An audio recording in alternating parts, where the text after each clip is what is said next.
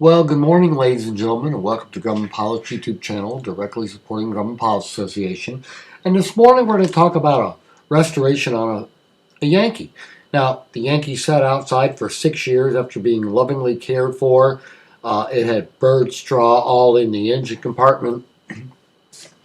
So what we decided to do is, after buying this airplane, we were going to decal it, get all the straw blown out with air, take it over to the wash rack, wash the engine compartment, get all the bird poop off of it, and then pull it into the shop and evaluate the engine. So this one hadn't been moved for 6 years.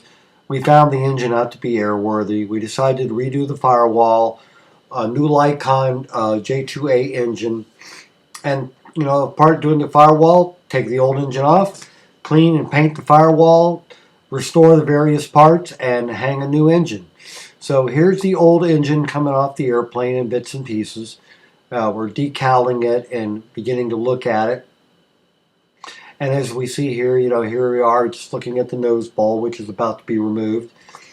But we get that, and what we're going to do is we're going to take the firewall all the way down to the firewall after we lift the engine off with the engine hoist.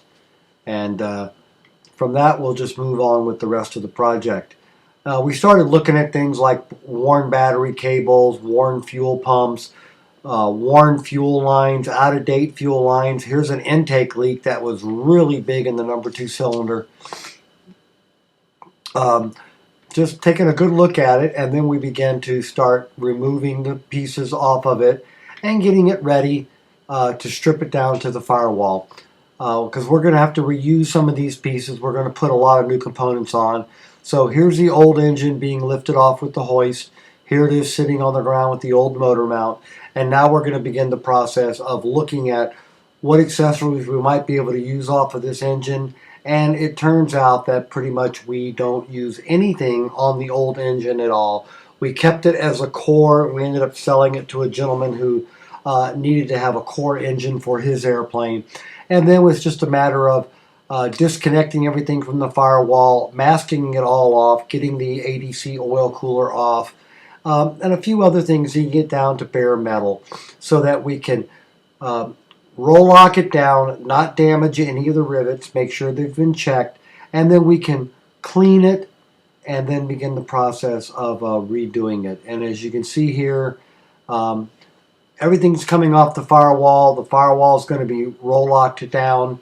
It's going to be scotch-brighted, then it's going to be cleaned with alcohol, and then we'll begin the process of repriming it. Meanwhile, we've wrapped everything, so now we're ready for paint.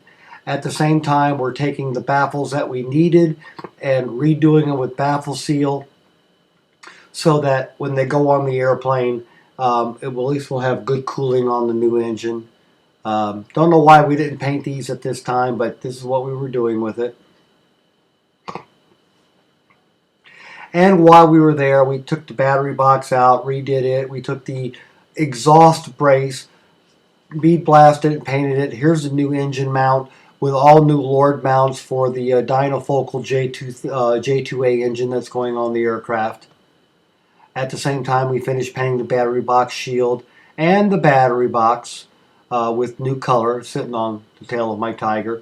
And here we have the first layer of prime on the firewall, second coat of prime on the firewall, and now we'll come back in with the color, shooting silver on it, one coat and then another coat.